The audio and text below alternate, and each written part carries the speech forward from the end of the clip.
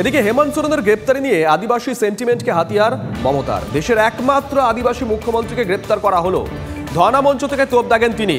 এর আগে হেমন্তের গ্রেপ্তারির প্রতিবাদ জানিয়ে এক্স হ্যান্ডেলে পোস্ট করেন মমতা। এক্স মাধ্যমে পোস্ট করেছেন মমতা বন্দ্যোপাধ্যায়। বিজেপিকে নিশানা করেছেন তিনি। একমাত্র আদিবাসী মুখ্যমন্ত্রী হেমন্ত, তার কেসে স্টে ছিল, একমাত্র ট্রাইবেল মুখ্যমন্ত্রী, তাকে গ্রেপ্তার করে দিয়েছে। এরপর ওরা কে নেতা হবে সেটা ঠিক করেছে। তাদেরও তো শুনছি নাকি ফ্লাইট ক্যান্সেল করেছে। তো মহা মুশকিল ভাই। আর অন্যদিকে শুভেন্দু অধিকারীর মুখেও আমরা দেখলাম সিএএ প্রসঙ্গ এলো। চলতি মাসেই চালু হয়ে যাবে সিএএ পোর্টাল। সরাসরি অ্যাপের মাধ্যমে এনরোলমেন্ট করতে পারবেন। এনরোলমেন্ট কেন্দ্রের এই পদক্ষেপে ভোট হারানোর ভয়ে মমতা কোথাও আতঙ্কিত হয়ে পড়েছেন, এমনটাই ভাবে বলেছেন বিরোধী দলনেতা। খবর আছে যে সিএএ পোর্টাল চালু হতে চলেছে। আইন তো আগেই হয়েছে, রুল ফ্রেম হয়ে গেছে, ফেব্রুয়ারি মাসেই এক্সিকিউশনের দিকে যাচ্ছে ভারত সরকারের গৃহ মন্ত্রণালয়। এবং এক্ষেত্রে আগের আইনে রুলে কালেক্টরেটদের হাতে ছিল, এবার কেড়ে নিতে চলেছে ভারত সরকার। সরাসরি আপনি অ্যাপের মধ্য দিয়ে আপনার এনরোলমেন্ট করতে পারবেন। তাই মমতা ব্যানার্জি আতঙ্কিত যে আমার সিটগুলো সব গেল। আমার এখানে 35 হওয়া মানে পরের দিন মমতা ধপ, তারপরের দিন বিজেপির সরকার। এদিকে রাজ্যপাল সিবি আনন্দ বোসের বিরুদ্ধে ফের তোপ দাগলেন বিরোধী দলনেতা শুভেন্দু অধিকারী। রাজ্যপালের কথায় কেউ গুরুত্ব দেয় না মন্তব্য শুভেন্দুর। ওর জায়গায় উনি ঠিক, আমার জায়গায় আমি ঠিক মন্তব্য রাজ্যপালের।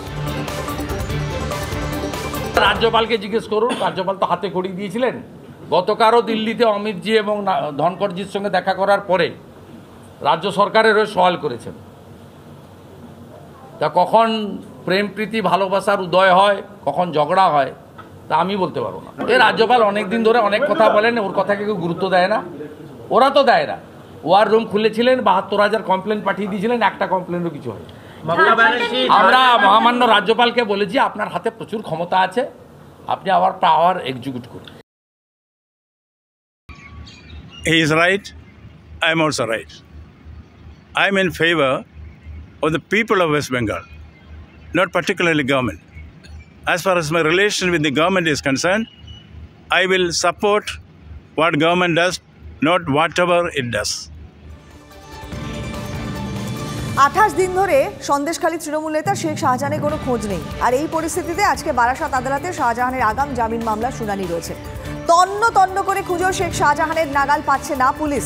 আগাম জামিন মামলার ওকালতনামাতে কি করে শাহজাহান সই করলেন সে প্রশ্ন আবারও তুলেছেন বিরোধী দলের নেতা এবং সরবেরিয়ার বাসিন্দারা।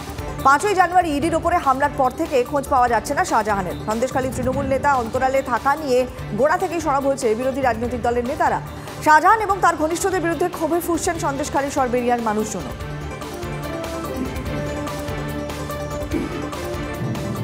নিয়োগ দুর্নীতিকাণ্ডে ধৃত প্রাক্তন শিক্ষামন্ত্রী পার্থ চট্টোপাধ্যায়ের জামিন মামলার আজ শুনানি। এসএসসির সব মামলাতেই মাস্টারমাইন্ড হিসেবে অভিযুক্ত পার্থ। বিশেষ আদালতে জামিনের শুনানি। পার্থ জামিনের আর্জিতে সিবিআই কি বিরোধিতা করে সেদিকেই এখন সকলের নজর রয়েছে। পাশাপাশি আজকে ইডির বিশেষ আদালতে রেশন দুর্নীতিকাণ্ডে শঙ্কর আঢ্য যে ধৃত, তার আজকে হাজিরা দেওয়ার কথা রয়েছে। গত 5ই জানুয়ারি বনগাঁ তৃণমূল নেতা শঙ্করকে গ্রেফতার করেছিল এনফোর্সমেন্ট ডিরেক্টরেট। আগে শুনানিতে শঙ্করের জামিনের আবেদন করেননি তার আইনজীবী। আজকে তাকে আদালতে হাজির করিয়ে ইডি নতুন কি অভিযোগ আনে বা বিচারক কি বা কি নির্দেশ দেন সেদিকে আমাদের নজর রয়েছে।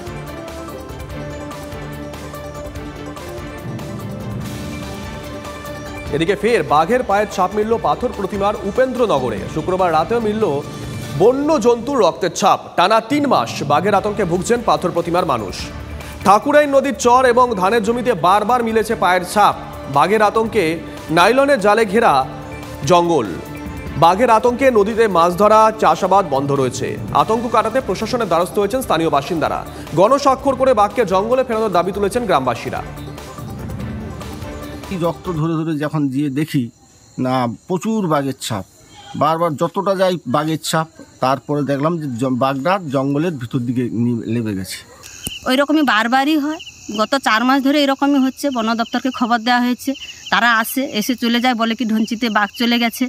কিন্তু তারপরেও আমরা একই জিনিস দেখতে পাই। শুয়োরটাকে নদীতে টেনে নিয়ে গিয়ে সেটাও স্পষ্ট বোঝা যাচ্ছে। সেক্ষেত্রে আমরা বন দপ্তরকেও জানিয়েছি, প্রধান সাহেবকেও জানিয়েছি। সেক্ষেত্রে এই বাঘটা আছে মিনিমাম 4 মাস ধরে। বন দপ্তর কোনো সুরাহা হচ্ছে না। দীর্ঘদিন 3-4 মাস ধরে মানুষ কিন্তু খুব ভীত সন্ত্রস্ত। মানুষ হয়তো জঙ্গলে যাবে না কিংবা নদীর সাইডে যাচ্ছে না, কিন্তু এলাকায় তো বাঘ ঢুকে যাচ্ছে। এটা নিয়ে একটু এনশিওর করতে হবে মানুষকে, যাতে বাঘ ঢুকবে না। সেটা আমি ফরেস্টার ডিপার্টমেন্ট, রেঞ্জার সাহেব এবং ডিএম সাহেবকে অনুরোধ করব।